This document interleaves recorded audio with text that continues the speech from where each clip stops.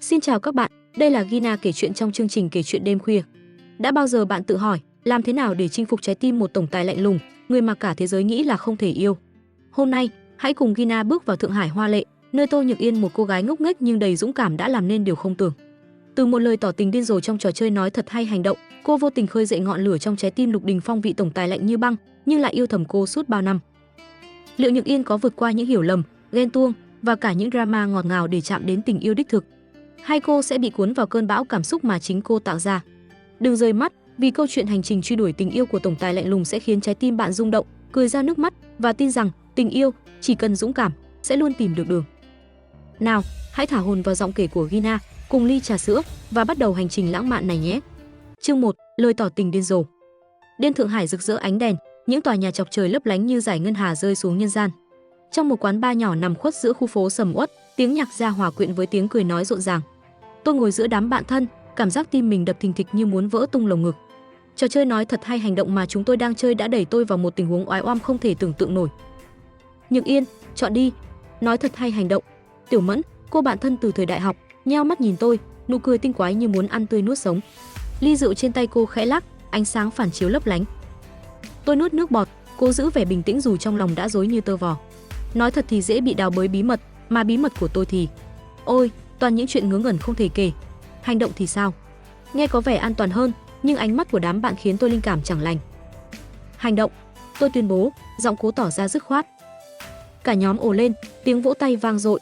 Tiểu Mẫn cười lớn, rút một tấm thẻ từ hộp gỗ trên bàn. Cô đọc to, giọng đầy kịch tính, Tô Nhược Yên, cậu phải tỏ tình với giám đốc của cậu ngay bây giờ. Tim tôi như ngừng đập. Giám đốc? Lục Đình Phong, người đàn ông lạnh lùng đến mức cả công ty gọi anh là tảng băng ngàn năm. Không, đây chắc chắn là ác mộng. Không được từ chối. A Kiệt, anh chàng lắm mồm nhất nhóm, chen vào. Luật là luật, Nhược Yên, gọi điện cho anh ta ngay, hoặc chúng tôi sẽ chọn thử thách tệ hơn. Tôi trừng mắt nhìn cả đám, tay run run cầm điện thoại. Lục Đình Phong không chỉ là sếp của tôi, mà còn là bạn từ nhỏ, người mà tôi luôn xem như một người anh trai khó tính. Chúng tôi lớn lên cùng nhau, từ những ngày chạy nhảy ở sân trường tiểu học đến những buổi học nhóm căng thẳng thời cấp 3. Anh luôn là học bá xuất sắc, còn tôi là cô nhóc ngốc nghếch, lúc nào cũng bị anh mắng vì làm sai bài tập. Nhưng tỏ tình với anh ấy, chỉ nghĩ thôi đã thấy tóc gáy dựng đứng. Nhanh lên, Nhược Yên, đừng để bọn này mất kiên nhẫn. Tiểu Mẫn thúc giục, đẩy ly rượu về phía tôi như muốn tiếp thêm dũng khí.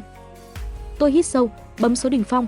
Chuông reo một hồi, rồi giọng nói trầm thấp quen thuộc vang lên, Tô Nhược Yên, muộn thế này, có chuyện gì? Tôi liếc đám bạn, họ đang nhìn chằm chằm, tay cầm điện thoại sẵn sàng quay video. Không còn đường lui nữa. Tôi cắn răng, giọng run run, lão bản, tôi có chuyện muốn nói. Nói đi. Giọng anh bình thản, nhưng tôi nghe ra chút nghi hoặc. Chắc anh đang nghĩ tôi lại làm sai báo cáo hay quên deadline nào đó. Tôi nhắm mắt, liều mạng hét vào điện thoại, Lục Đình Phong, tôi không muốn làm cấp dưới của anh nữa. Cả quán bar như im lặng trong một giây. Đám bạn há hốc miệng, còn tôi cảm giác mặt mình nóng rực. Nhưng chưa dừng lại được. Tiểu Mẫn ra dấu, ý bảo tôi phải nói gì đó điên rồ hơn. Tôi cắn môi, tim đập như trống trận, rồi buột miệng, tôi muốn làm cha anh. Đầu dây bên kia im lặng, hoàn toàn im lặng. Tôi tưởng tượng Đình Phong đang ngồi trong văn phòng, ánh đèn bàn chiếu lên gương mặt lạnh lùng, đôi mắt hẹp dài nheo lại, cố hiểu xem tôi vừa nói cái quái gì. Rồi anh khẽ lên tiếng, giọng thấp đến mức khiến tôi rùng mình, lặp lại lần nữa xem. Tôi hoảng loạn, ném điện thoại xuống bàn như thể nó là quả bom. Xong rồi. Tôi hét lên, đứng bật dậy, lao ra khỏi quán bar trong tiếng cười nghiêng ngả của đám bạn. Gió đêm Thượng Hải thổi qua, mát lạnh, nhưng không đủ làm dịu gương mặt đang bừng cháy của tôi. Lục Đình Phong chắc chắn nghĩ tôi điên rồi, không chừng ngày mai anh sẽ sa thải tôi vì tội phạm thượng. Trên đường về nhà, tôi không ngừng tự mắng mình. Tô Nhược Yên, mày đúng là đồ ngốc. Sao lại chọn hành động? Sao lại nói cái gì mà làm cha? Tôi ôm đầu, chỉ muốn đào một cái hố chui xuống. Nhưng trong lòng, một cảm giác kỳ lạ len lỏi. Giọng nói của Đình Phong cứ vang vọng trong đầu tôi, ôn nhu đến lạ, khác hẳn sự lạnh lùng thường ngày. Anh ấy có giận thật không? Sáng hôm sau, tôi đến công ty với tâm trạng như đi dự đám tang của chính mình. Tòa cao ốc của Lục thị nằm giữa trung tâm Thượng Hải, kính và thép sáng loáng, lạnh lẽo như chính chủ nhân của nó. Tôi bước vào văn phòng, cô né ánh mắt của đồng nghiệp, sợ họ đã nghe tin về thảm họa tối qua. May mắn thay, không ai nhắc gì. Có lẽ Đình Phong chưa kể cho ai. Anh ấy không phải kiểu người thích buôn chuyện. Tôi vừa ngồi xuống bàn làm việc, điện thoại đã rung lên. Là tin nhắn từ Đình Phong vào văn phòng tôi. Ngay. Tim tôi thoát lên cổ họng. Xong thật rồi, anh ấy định xử lý tôi. Tôi lê bước đến văn phòng giám đốc, mỗi bước như nặng ngàn cân. Gõ cửa, tôi nghe giọng anh vang lên, vào đi. Lục Đình Phong ngồi sau bàn làm việc, bộ vest đen ôm sát thân hình cao lớn, mái tóc chảy gọn gàng lộ ra vầng trán cao. Đôi mắt anh sắc bén, nhưng khóe môi khẽ nhếch, như đang che giấu một nụ cười. Tôi cúi đầu, không dám nhìn thẳng, giọng lý nhí, lão bản, hôm qua tôi say, nói bậy thôi, anh đừng để tâm. Anh gõ nhẹ ngón tay lên bàn, giọng trầm thấp, say. Vậy mà giọng cô rất tỉnh táo. Tôi ngẩng lên, bắt gặp ánh mắt anh, không phải giận dữ, mà là chơi đùa. Tôi hoảng hốt, thật mà, tôi không cố ý, anh đừng sa thải tôi. Đình Phong bật cười, âm thanh trầm ấm khiến tôi sững sờ. Anh hiếm khi cười, nhất là ở công ty. Sa thải? Tô Nhược Yên, cô nghĩ tôi rảnh đến mức vì một câu nói đùa mà đuổi người? Tôi thở phào, nhưng vẫn không dám thả lòng. Vậy, anh không giận? Anh nhớn mày, ánh mắt lóe lên tia tinh nghịch, giận thì không, nhưng làm cha tôi, cô đúng là to gan. Mặt tôi lại đỏ bừng, tôi muốn giải thích, nhưng càng nói càng rối. Tôi chỉ thua trò chơi thôi, không có ý gì đâu, anh quên nó đi được không? Đình Phong nghiêng đầu, nhìn tôi chăm chú, ánh mắt ấy sâu thẳm, như muốn xuyên thấu tâm can tôi. Quên, không dễ vậy đâu, Nhược Yên. Cách anh gọi tên tôi, nhẹ nhàng mà thân thuộc, khiến tim tôi khẽ rung lên. Tôi vội cúi đầu, lẩm bẩm, tôi đi làm việc đây. Rồi quay người, gần như chạy trốn khỏi văn phòng.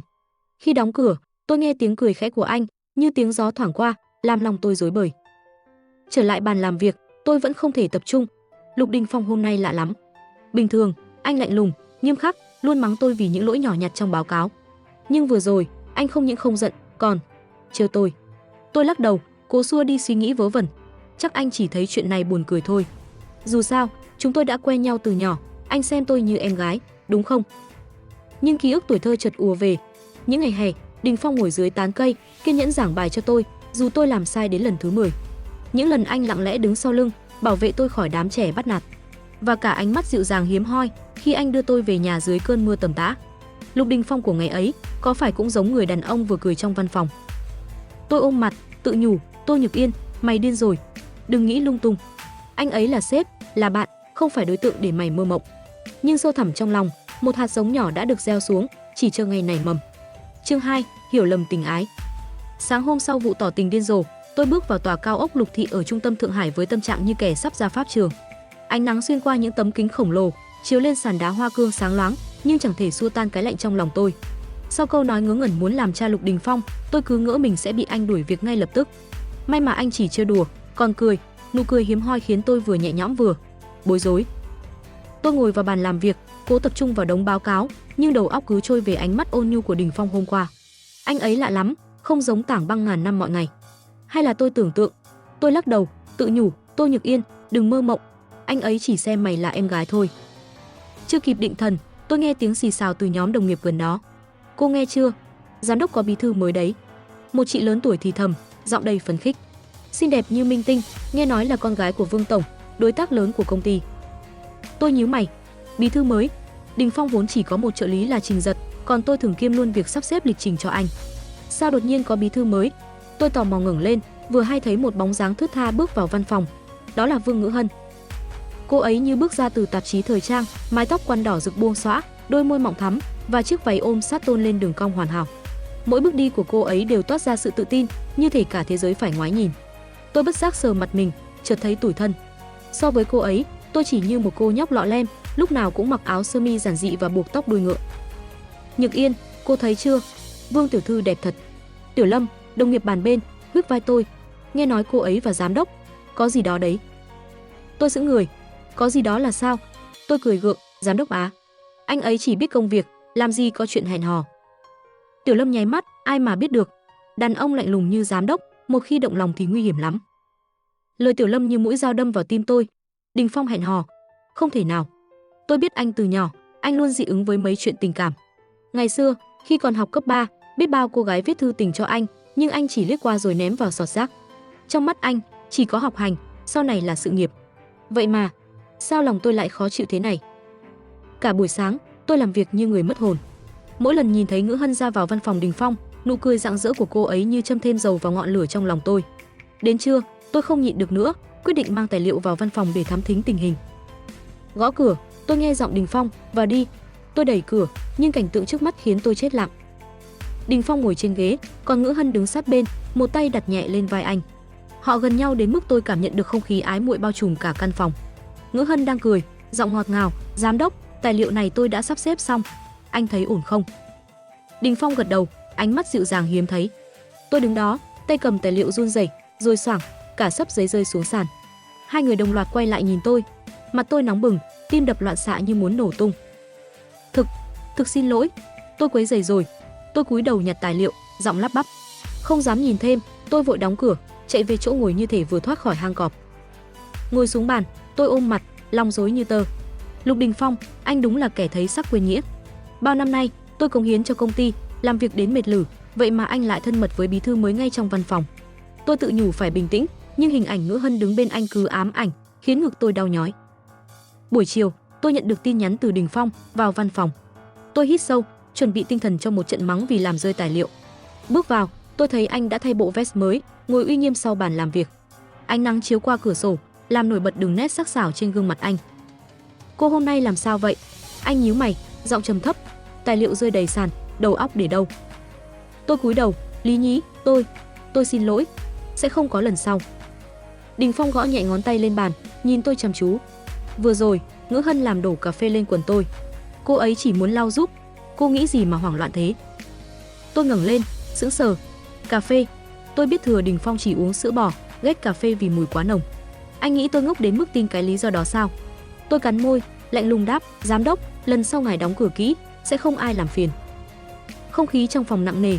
Tôi tưởng anh sẽ mắng, nhưng Đình Phong chỉ nhếch môi, ánh mắt lóe lên tia trêu đùa. "Tô Nhược Yên, cô đúng là càng ngày càng to gan." Tôi nghẹn lời. "To gan? Anh mới là người thân mật với bí thư ngay trong văn phòng." Tôi định phản bác, nhưng anh đột nhiên nói tiếp, giọng thấp đến mức khiến tim tôi rung lên, "Cô muốn làm cha tôi, nhưng giới tính không hợp, làm mẹ kế thì được." Tôi trừng mắt, tức đến nghẹn thở. "Lục Đình Phong, không phải mộ cha anh ở Nam Sơn sao?" Anh bật cười, âm thanh trầm ấm như gió xuân. "Nếu cô muốn làm mẹ kế, tôi có thể chôn cả hai người cùng nhau." Tôi cứng họng, chỉ muốn lao ra khỏi văn phòng ngay lập tức. Lục Đình Phong đúng là miệng lưỡi độc địa. Nhưng nụ cười của anh, ánh mắt tinh nghịch ấy lại khiến lòng tôi rối bời. Anh đang trêu tôi, hay có ý gì khác? Trở lại bàn làm việc, tôi không thể tập trung. Hình ảnh Ngữ Hân và Đình Phong cứ lặp lại trong đầu, xen lẫn với câu nói mẹ kế đầy khiêu khích của anh. Tôi tự hỏi, "Tô Nhược Yên, mày làm sao vậy? Sao lại khó chịu khi thấy anh ấy thân thiết với người khác? Chẳng phải mày luôn xem anh ấy là bạn, là sếp thôi sao?" Nhưng ký ức lại ùa về. Những ngày nhỏ, Đình Phong từng nắm tay tôi chạy qua con hẻm đầy nắng, che ô cho tôi dưới cơn mưa và kiên nhẫn giảng bài dù tôi ngáp dài. Anh luôn lạnh lùng với cả thế giới, nhưng với tôi, anh chưa bao giờ quá khắc nghiệt. Vậy mà giờ đây, anh lại dịu dàng với Vương Ngữ Hân, người chỉ mới xuất hiện vài ngày. Tôi ôm ngực, cảm giác nhói đau lạ lùng. Có phải tôi đang ghen? Không, không thể nào. Tôi lắc đầu, cố xua đi ý nghĩ điên rồ. Nhưng sâu thẳm trong lòng, một ngọn lửa nhỏ đã âm thầm bùng lên, chờ ngày thiêu đốt tất cả. Chương 3, ghen tuông và sai lầm. Những ngày sau vụ hiểu lầm cà phê trong văn phòng Lục Đình Phong, lòng tôi như bị mắc kẹt trong một cơn bão không tên. Mỗi sáng bước vào tòa cao ốc Lục Thị giữa lòng Thượng Hải, tôi cố giữ vẻ ngoài bình thản, nhưng ánh mắt không tự chủ được mà lướt về phía văn phòng giám đốc. Vương Ngữ Hân, với mái tóc quăn đỏ rực và nụ cười tự tin, giờ đây như cái gai trong mắt tôi. Cô ấy ra vào văn phòng Đình Phong ngày càng thường xuyên, mang theo hương nước hoa ngọt ngào và những lời nói dịu dàng mà tôi chưa bao giờ nghe anh đáp lại với ai khác. Tôi tự nhủ phải lý trí. Lục Đình Phong là sếp, là bạn từ nhỏ, không phải người để tôi ghen tuông vớ vẩn. Nhưng mỗi lần thấy Ngữ Hân nghiêng đầu cười với anh, hay khi anh vô tình đáp lại bằng ánh mắt ôn hòa, tim tôi lại nhói lên. Tô Nhược Yên, mày điên rồi. Tôi tự mắng mình, nhưng cảm giác khó chịu ấy cứ lớn dần, như ngọn lửa âm ỉ chờ ngày bùng cháy. Hôm đó, tôi ở lại công ty muộn để hoàn thành báo cáo. Đèn hành lang đã tắt bớt, chỉ còn ánh sáng le lói từ những ô cửa sổ cao vút. Tôi định lấy túi xách rồi về, nhưng khi đi ngang văn phòng Đình Phong, một bóng dáng lén lút khiến tôi khựng lại. Là Vương Ngữ Hân. Cô ấy đang mở ngăn kéo bàn làm việc của anh, tay lật nhanh từng tập tài liệu, ánh mắt sắc lạnh khác hẳn vẻ quyến rũ thường ngày. Tôi nín thở, núp sau cánh cửa, tim đập thình thịch. Ngữ Hân làm gì ở đây? Đình Phong đã về từ lâu và không ai được phép vào văn phòng anh mà không có sự cho phép.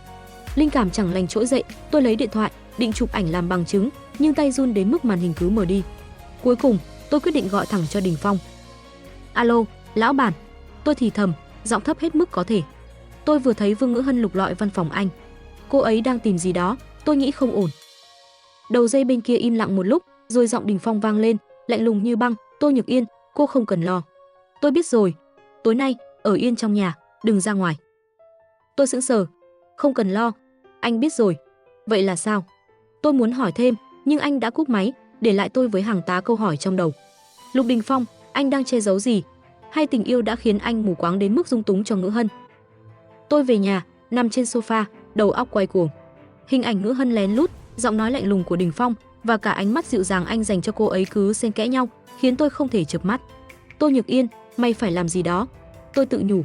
Nếu Đình Phong đã bị Ngữ Hân mê hoặc, tôi không thể đứng yên nhìn anh rơi vào rắc rối. Nhưng làm gì đây? Đột nhiên, một ý nghĩ táo bạo lóe lên. Nếu anh có thể yêu, sao tôi không thử? Có lẽ tôi cũng cần một mối tình để quên đi cảm giác ngột ngạt này. Sáng hôm sau, tôi lấy hết can đảm, nhắn tin cho Trình Giật, tổng trợ lý của công ty, một anh chàng hiền lành, luôn mỉm cười với mọi người. Giật ca, tôi thích anh. Chúng ta có thể thử hẹn hò không? Gửi tin nhắn xong, tôi lập tức hối hận. Trời ơi, Tô Nhược Yên, mày vừa làm gì vậy? Nhưng đã muộn, tin nhắn đã gửi và tôi chỉ còn biết cầu trời Trình Giật không nghĩ tôi điên. Cả ngày, anh ấy không trả lời, khiến tôi vừa lo vừa mong. Đến sáng hôm sau, tôi quyết định tăng tốc. Tôi mua một bó hoa hồng đỏ thắm và một phần bánh bao từ tiệm yêu thích của mình, rồi đứng chờ Trình Giật ở cửa văn phòng. Khi anh ấy xuất hiện, tôi mỉm cười rạng rỡ, giơ bó hoa ra. Giật ca, tặng anh này. Cảm ơn anh vì luôn giúp tôi với mấy báo cáo khó nhằn. Trình Giật sững người, mặt tái mét như vừa thấy ma. Tay anh run rẩy nhận bó hoa, giọng lắp bắp, Nhược Yên, cô không cần khách sáo thế đâu. Anh nhìn quanh, như thể sợ ai đó nhảy ra từ góc tường. Tôi ngây thơ nghĩ anh ngại, nên càng nhiệt tình. Không sao, anh cứ nhận đi. Tôi thật lòng đấy. Chưa kịp nói thêm, một giọng nói trầm thấp vang lên sau lưng. Tô Nhược Yên, vào văn phòng tôi. Ngay. Tôi giật mình quay lại. Lục Đình Phong đứng đó, bộ vest đen tôn lên dáng người cao lớn, nhưng ánh mắt anh lạnh đến mức khiến tôi rùng mình. Tôi liếc Trình Giật, thấy anh ấy cúi đầu, tay vẫn ôm bó hoa, trông như muốn đào hố chui xuống. Tôi nuốt nước bọt, lê bước theo Đình Phong, lòng đầy dự cảm chẳng lành. Trong văn phòng, Đình Phong ngồi sau bàn làm việc, trước mặt là phần bánh bao và bó hoa hồng tôi tặng Trình Giật. Anh chậm rãi mở hộp bánh, ăn một miếng, ánh mắt không rời khỏi tôi. Tôi đứng như tội phạm, đầu cúi thấp, không dám thở mạnh. Cô thích Trình Giật? Anh hỏi, giọng bình thản nhưng ẩn chứa cơn bão. Tôi lý nhí, tôi chỉ muốn thử cảm giác yêu thôi, không nghiêm túc đâu. Đình Phong gõ bàn, mỗi tiếng gõ như đập vào tim tôi. Thử? Cô biết anh ta dị ứng hoa hồng không? Hôm nay anh ta xin nghỉ rồi. Anh nhếch môi, ánh mắt sắc bén. Hơn nữa, anh ta đang theo đuổi một cô gái, giờ thì bị cô phá hỏng. Tôi há hốc miệng, sững sờ. Dị ứng hoa hồng, phá hỏng chuyện tình của Trình Giật. Tôi chỉ muốn làm gì đó để quên Đình Phong, sao lại thành ra thế này? Tôi lắp bắp, tôi không biết. Sao anh biết nhanh thế? Đình Phong nhớn mày, giọng trầm thấp, Tô Nhược Yên, cô càng sống càng ngốc, thích người ta, không tìm hiểu kỹ sao? Tôi cúi đầu, mặt nóng bừng. Tôi sai rồi, tôi không thích anh ấy thật mà. Chỉ là tôi muốn nói rằng tôi làm vậy vì ghen tức với Ngữ Hân, nhưng lời mắc kẹt trong cổ họng, làm sao tôi dám thừa nhận. Đình Phong nhìn tôi, ánh mắt dịu đi một chút. Đi làm việc đi, lần sau đừng làm chuyện ngốc nghếch thế nữa. Tôi gật đầu như gà mổ thóc, vội chạy ra khỏi văn phòng. Nhưng khi đóng cửa, tôi nghe tiếng anh khẽ thở dài, như thể đang kìm nén điều gì. Lòng tôi rối bời. Lục Đình Phong, anh giận vì tôi làm phiền Trình Giật, hay vì điều gì khác? Trở lại bàn làm việc, tôi ngồi thẫn thờ, đầu óc quay cuồng. Hành động bốc đồng của tôi không những không giúp tôi quên Đình Phong, mà còn khiến mọi chuyện tệ hơn. Tôi tự hỏi, sao anh lại giận đến thế? Chỉ vì tôi tặng hoa cho Trình Giật, hay vì anh biết tôi đang cố trốn tránh cảm xúc thật của mình?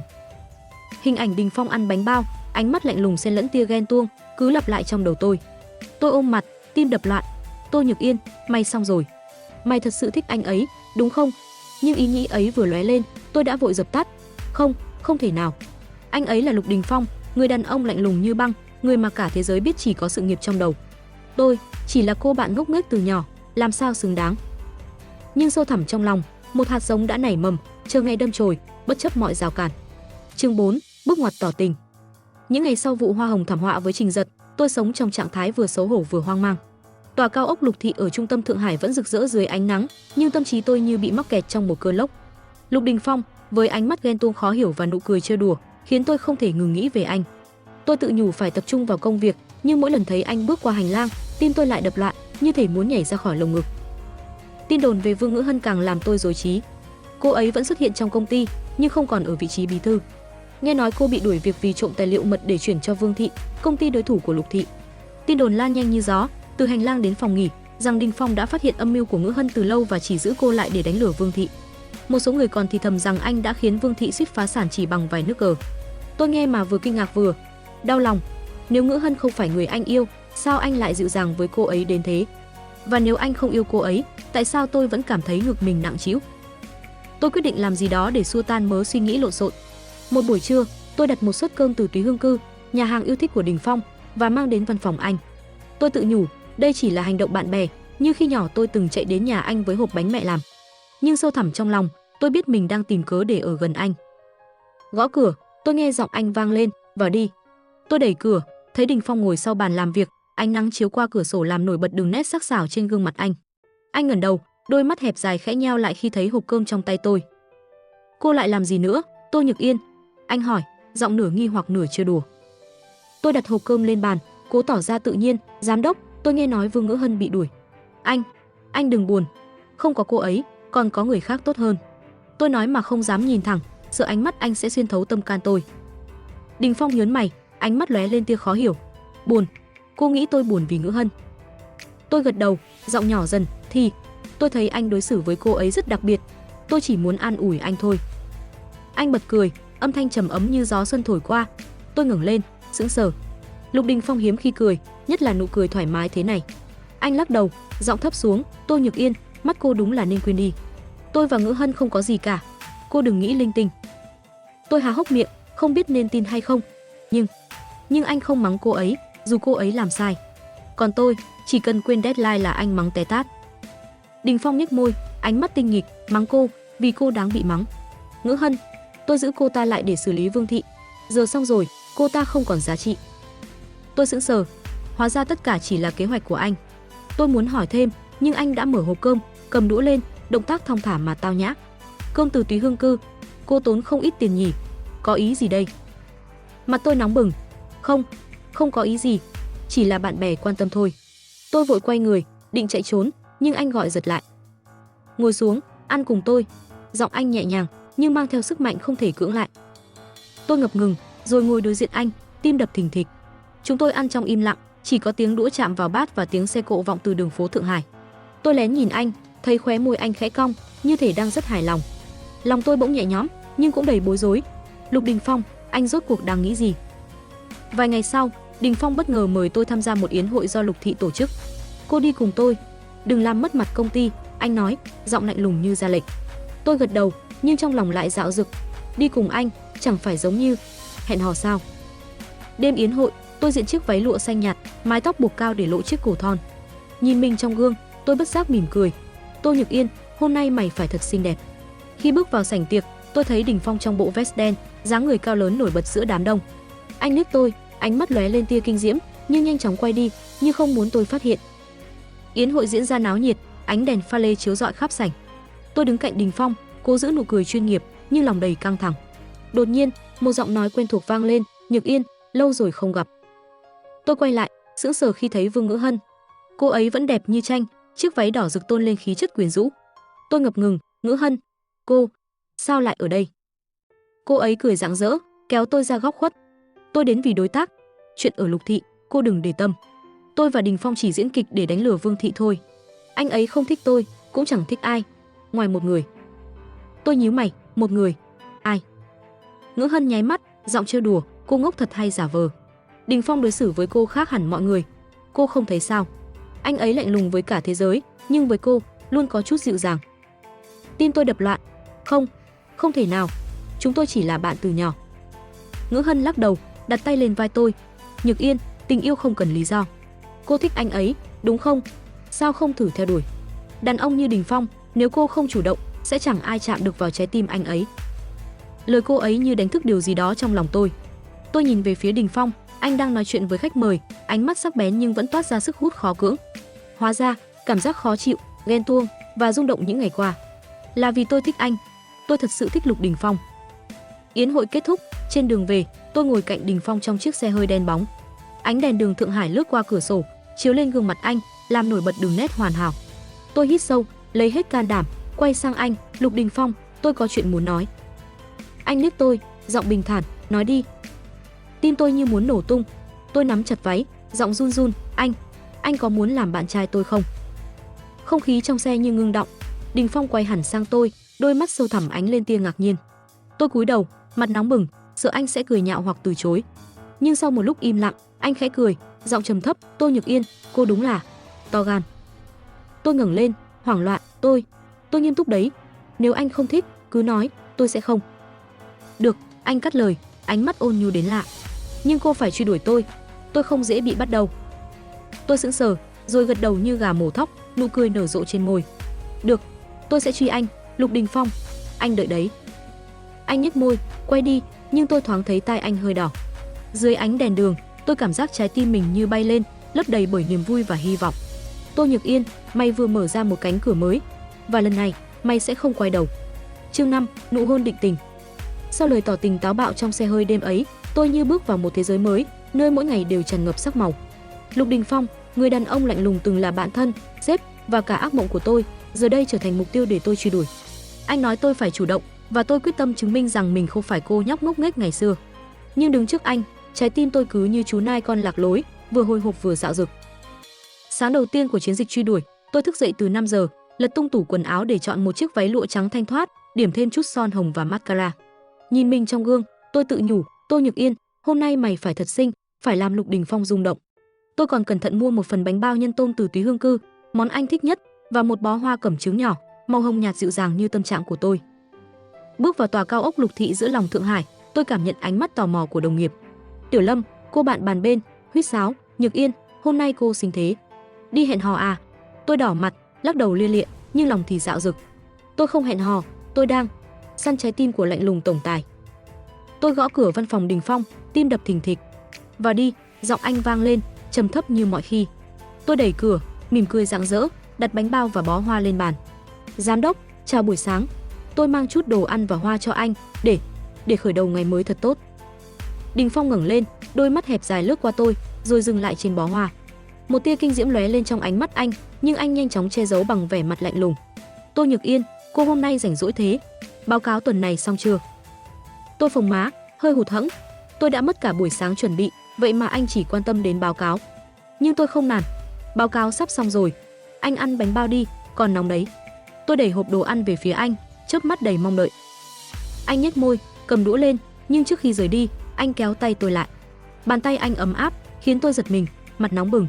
Sau này ở công ty, đừng mặc thế này, anh nói, giọng trầm thấp, ánh mắt sâu thẳm. Tôi sợ, không kìm được.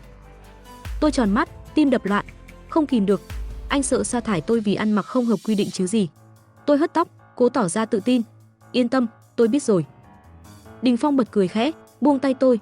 Ngốc, giọng anh dịu dàng đến lạ, khiến tôi ngây ngất, gần như quên cả lối ra. Khi đóng cửa văn phòng, tôi nghe anh lẩm bẩm gì đó, nhưng không rõ. Tôi chỉ biết trái tim mình đang nhảy múa, và nụ cười của anh hôm nay đẹp hơn cả ánh nắng Thượng Hải. Những ngày tiếp theo, tôi biến truy đuổi thành một cuộc phiêu lưu đầy màu sắc. Tôi tặng anh trà sữa tự làm, kèm mẩu giấy ghi, uống trà, nhớ cười nhiều nhé. Tôi lén đặt một chậu cây nhỏ trên bàn anh, viết tên nó là Tiểu Tô để nhắc anh nhớ đến tôi. Mỗi lần thấy anh nhìn những món quà ấy, khóe môi khẽ cong, tôi lại thấy lòng mình như nở hoa. Nhưng Đình Phong vẫn giữ khoảng cách, lúc dịu dàng, lúc lạnh lùng, khiến tôi vừa hy vọng vừa lo lắng. Anh ấy có thật sự rung động không? Một buổi sáng, tôi quyết định nâng cấp chiến lược. Tôi viết một bức thư tình, thứ mà tôi chưa từng nghĩ mình sẽ làm trong đời. Trong thư, tôi viết những lời chân thành nhất. Lục Đình Phong, anh luôn là người quan trọng nhất với tôi. Từ nhỏ, anh đã che chở, mắng mỏ và dạy tôi lớn lên. Giờ đây, tôi muốn ở bên anh, không chỉ là bạn, mà là người yêu. Anh đồng ý, được không? Tôi gấp lá thư thành hình trái tim, đặt lên bàn anh trước giờ làm việc, rồi chạy về chỗ ngồi, tim đập thình thịch. Cả buổi sáng, tôi không dám nhìn về phía văn phòng anh, sợ anh sẽ cười nhạo hoặc thẳng thừng từ chối. Đến trưa, anh nhắn tin, vào văn phòng. Tôi lê bước, cảm giác như đi dự phiên tòa. Khi đẩy cửa, tôi thấy Đình Phong ngồi đó, lá thư của tôi nằm trước mặt anh. Anh ngẩng lên, ánh mắt sâu thẳm, khóe môi nhếch thành nụ cười khó hiểu. Tô Nhược Yên, cô đúng là không biết sợ là gì. Tôi cúi đầu, giọng run run, anh đọc thư rồi. Nếu anh thấy phiền, cứ vứt đi, tôi không giận đâu. Chưa nói hết, anh đứng dậy, bước đến trước mặt tôi. Khoảng cách giữa chúng tôi gần đến mức tôi nghe được nhịp thở của anh. Phiền, anh lặp lại, giọng trầm thấp. Cô nghĩ tôi sẽ để cô viết thư này cho người khác? Tôi ngẩng lên, sững sờ. Chưa kịp phản ứng, anh kéo tôi vào lòng, đôi tay mạnh mẽ ôm chặt lấy tôi. Tôi ngây người, tim đập điên cuồng. Rồi, đôi môi lạnh lẽo của anh chạm vào môi tôi. Nụ hôn ấy nồng nhiệt, điên cuồng, như muốn nuốt trọn tôi vào thế giới của anh. Tôi nhắm mắt, cảm giác cả người như tan chảy, chỉ còn lại nhịp tim hòa quyện và hơi ấm từ anh. Khi anh buông ra, tôi mở mắt, đầu óc mơ màng, chân mềm nhũn. Đình Phong nhìn tôi, ánh mắt sủng nịch xen lẫn chút trêu đùa. Tô Nhược Yên, tôi đáp ứng rồi. Từ giờ, cô là người của tôi. Tôi ngây ngất, nhưng một ý nghĩ chợt lóe lên. Tôi hít sâu, cố lấy lại bình tĩnh, nói, khoan đã, chúng ta chưa hoàn thành nghi thức. Anh nhớn mày, giọng đầy hứng thú, nghi thức? Cô lại nghĩ ra trò gì nữa? Tôi đỏ mặt, nhưng kiên quyết, anh phải nói anh thích tôi. Nếu không, cứ như tôi ép anh vậy. Tôi phồng má, cố tỏ ra nghiêm túc, dù tim vẫn đập loạn. Đình Phong bật cười, âm thanh trầm ấm khiến tôi muốn tan chảy lần nữa. Anh cúi xuống, kề sát tai tôi, thì thầm, Tô Nhược Yên, tôi thích cô, rất thích. Lời nói ấy như dòng suối mát chảy vào tim tôi, xua tan mọi lo lắng. Tôi mỉm cười, cảm giác cả thế giới đều rực rỡ.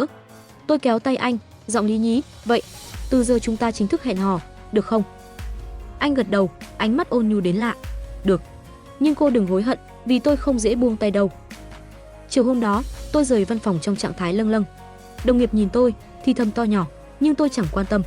Tôi chỉ biết mình vừa bước qua một ranh giới, từ cô bạn ngốc nghếch thành người yêu của Lục Đình Phong. Ngồi trên taxi về nhà, tôi nhìn ánh đèn Thượng Hải lấp lánh ngoài cửa sổ, lòng tràn đầy hy vọng. Nhưng một câu hỏi chợt lóe lên, anh ấy thích tôi từ khi nào? Và liệu tôi có thể khiến trái tim lạnh lùng ấy hoàn toàn thuộc về mình? Tôi mỉm cười, nắm chặt điện thoại, nơi tin nhắn của Đình Phong vừa gửi đến, về nhà cẩn thận. Mai gặp. Đơn giản, nhưng đủ khiến tôi ngây ngất. Tô Nhược Yên, mày đã bắt đầu một hành trình mới, và lần này, mày sẽ không bỏ cuộc. Chương 6, hành trình đến hôn lễ. Nụ hôn nồng nhiệt trong văn phòng hôm ấy như mở ra một chương mới trong cuộc đời tôi. Lục Đình Phong, người đàn ông từng là tảng băng ngàn năm trong mắt tôi, giờ đây trở thành bạn trai, người khiến tim tôi đập loạn mỗi lần anh khẽ gọi tên. Thượng Hải vẫn rực rỡ với ánh đèn và nhịp sống hối hả, nhưng thế giới của tôi dường như chỉ xoay quanh anh, ánh mắt ôn nhu, nụ cười hiếm hoi và những cử chỉ sủng nịch khiến tôi ngây ngất. Hẹn hò với Đình Phong không giống những gì tôi tưởng tượng về một mối tình ngôn tình. Anh vẫn bận rộn với công việc, thường xuyên họp đến nửa đêm, nhưng mỗi ngày đều dành thời gian cho tôi. Anh lén đặt trà sữa yêu thích của tôi trên bàn làm việc, kèm mẩu giấy, uống ít thôi, không lại mất ngủ. Anh lái xe đưa tôi về nhà sau những buổi làm muộn, dù chỉ im lặng nghe tôi líu lo. Có lần, tôi vô tình làm đổ nước lên báo cáo quan trọng, chuẩn bị tinh thần bị mắng, nhưng anh chỉ thở dài, xoa đầu tôi, ngốc, lần sau cẩn thận. Những khoảnh khắc ấy, dù nhỏ bé, lại khiến tôi cảm nhận được trái tim ấm áp ẩn sau vẻ ngoài lạnh lùng của anh. Nhưng tôi vẫn tò mò, anh thích tôi từ khi nào? Và tại sao một người như Lục Đình Phong lại chọn một cô gái ngốc nghếch như tôi? Tôi muốn hỏi, nhưng mỗi lần nhìn vào mắt anh, tôi lại quên mất mọi câu hỏi, chỉ muốn ôm lấy anh và cảm nhận hơi ấm ấy mãi mãi. Chỉ 3 tháng sau nụ hôn định tình, Đình Phong bất ngờ cầu hôn tôi. Đó là một buổi tối dưới ánh đèn lung linh của bến Thượng Hải. Anh đứng trước mặt tôi, bộ vest đen tôn lên dáng người cao lớn, tay cầm chiếc nhẫn kim cương lấp lánh. Tô Nhược Yên, anh nói, giọng trầm thấp nhưng đầy chân thành, làm vợ tôi, được không? Tôi sững sờ, nước mắt lăn dài trên má. Tôi gật đầu, nghẹn ngào, được. Được chứ. Anh đeo nhẫn vào tay tôi, rồi kéo tôi vào lòng, hôn nhẹ lên trán. Đám đông xung quanh vỗ tay, nhưng tôi chỉ nghe thấy nhịp tim anh, mạnh mẽ và ấm áp. Tô Nhược Yên, mày thật sự sắp trở thành vợ của Lục Đình Phong. Gia đình hai bên nhanh chóng gặp nhau. Bố tôi, một người đàn ông nghiêm khắc, hiếm khi khen ai, lại vỗ vai Đình Phong, cười lớn, tốt, tốt. Con rể này, bố rất hài lòng.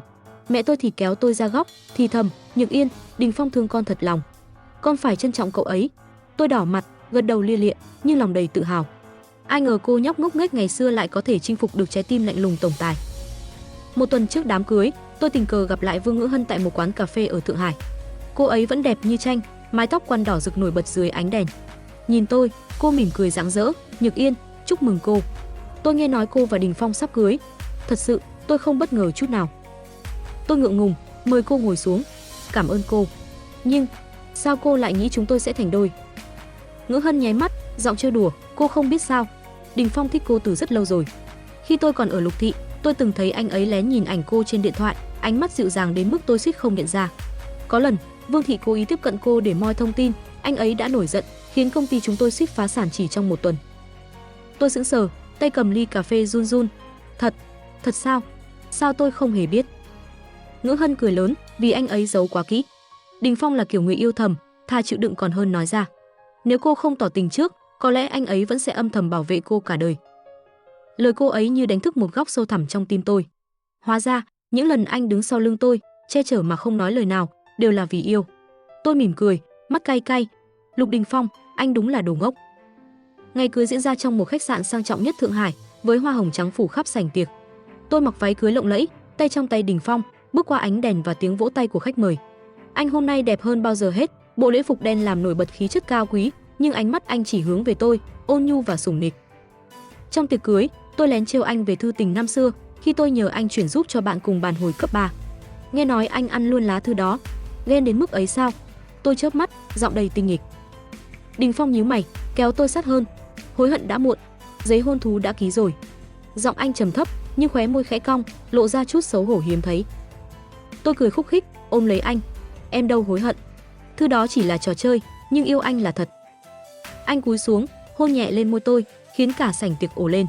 Tôi đỏ mặt, nhưng hạnh phúc đến mức muốn khóc. Tô Nhược Yên, mày đã tìm được người đàn ông của đời mình.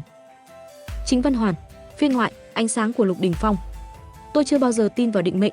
Trong thế giới của tôi, mọi thứ đều phải được tính toán, từ những con số trên báo cáo tài chính đến từng bước đi trong thương trường Thượng Hải. Nhưng có một điều tôi không thể kiểm soát, không thể lý giải, Tô Nhược Yên.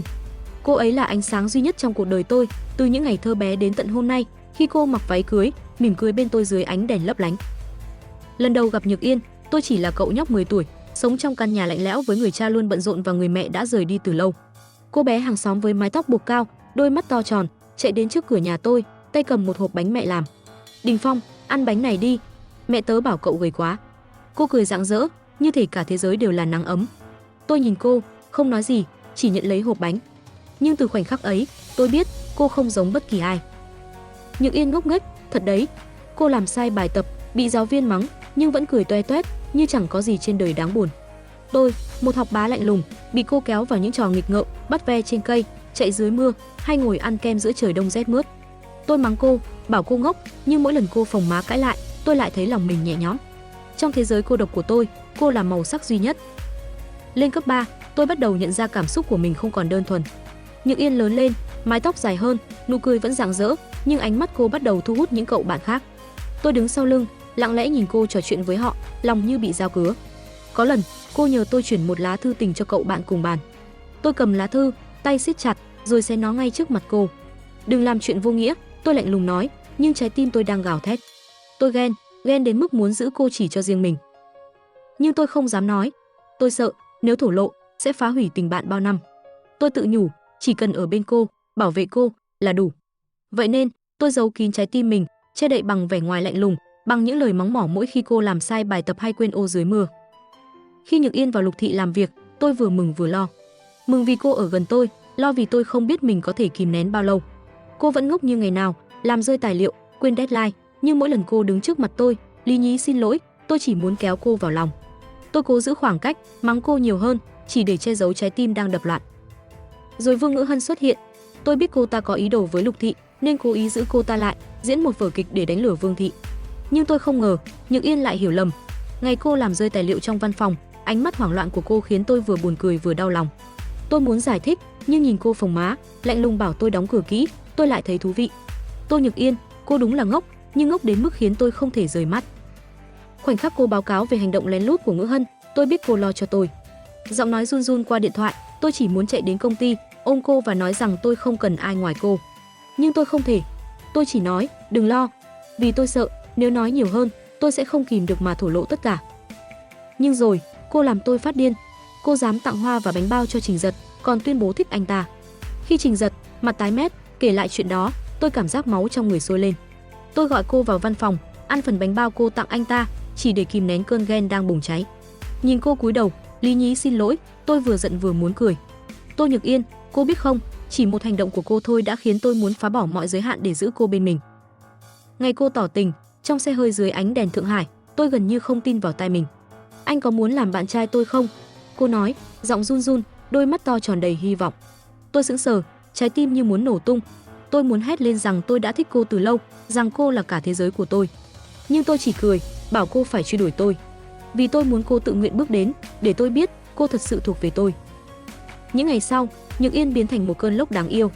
Cô tặng tôi trà sữa, hoa, thậm chí đặt một chậu cây trên bàn tôi, gọi nó là Tiểu Tô. Mỗi món quà của cô, tôi đều giữ cẩn thận, như giữ lấy trái tim mình. Tôi cố tỏ ra lạnh lùng, nhưng mỗi lần cô chớp mắt, cười rạng rỡ, tôi chỉ muốn kéo cô vào lòng và không buông. Lá thư tình của cô là giọt nước làm tràn ly. Tôi đọc đi đọc lại, từng chữ như khắc vào tim. Khi cô đứng trước mặt tôi, lo lắng đến mức lý nhí xin lỗi, tôi không kìm được nữa. Tôi kéo cô vào lòng, hôn cô, nụ hôn mà tôi đã kìm nén suốt bao năm. Hương vị của cô, ngọt ngào và ấm áp, khiến tôi biết tôi không thể sống thiếu cô nữa. Ngày cưới, nhìn Nhược Yên trong váy cưới trắng, tôi cảm giác cả thế giới đều dừng lại. Cô mỉm cười, trêu tôi về lá thư tình năm xưa, và tôi chỉ muốn nói rằng, nếu không xé lá thư ấy, có lẽ tôi đã không đủ can đảm giữ cô bên mình. Tôi ôm em, thì thầm, tôi Nhược Yên, cả đời này, anh chỉ muốn em. Giờ đây, khi em nằm trong vòng tay tôi, ánh đèn Thượng Hải lấp lánh ngoài cửa sổ, tôi biết mình đã tìm được ngôi nhà thực sự. Tôi Nhược Yên, em là ánh sáng của anh, từ ngày đầu tiên đến mãi mãi về sau. Cảm ơn em, vì đã ngốc nghếch, vì đã dũng cảm và vì đã chọn anh. Toàn Văn Hoàn. Vậy là câu chuyện hành trình truy đuổi tình yêu của tổng tài lạnh lùng đã khép lại, các bạn thấy thế nào? Từ lời tỏ tình ngớ ngẩn đến nụ hôn định tình, từ ghen tuông vụng về đến tiệc cưới lộng lẫy, Tô Nhược Yên và Lục Đình Phong đã cho chúng ta thấy, tình yêu không cần hoàn hảo, chỉ cần trái tim đủ dũng cảm để bước tới. Các cô gái, có phải bạn cũng đang mơ về một Lục Đình Phong của riêng mình, lạnh lùng nhưng si tình đến thế? Hay bạn đã từng ngốc nghếch như Nhược Yên, dám yêu dám theo đuổi? Hãy chia sẻ cảm xúc của bạn ở phần bình luận nhé, Gina rất muốn nghe. Đừng quên nhấn like, subscribe và bật chuông để không bỏ lỡ những câu chuyện ngôn tình ngọt ngào trong kể chuyện đêm khuya. Tuần tới, chúng ta sẽ gặp lại với một hành trình mới, đầy drama và rung động. Cảm ơn các bạn đã lắng nghe, chúc bạn một đêm thật ấm áp và mơ những giấc mơ đẹp. Gina kể chuyện, hẹn gặp lại.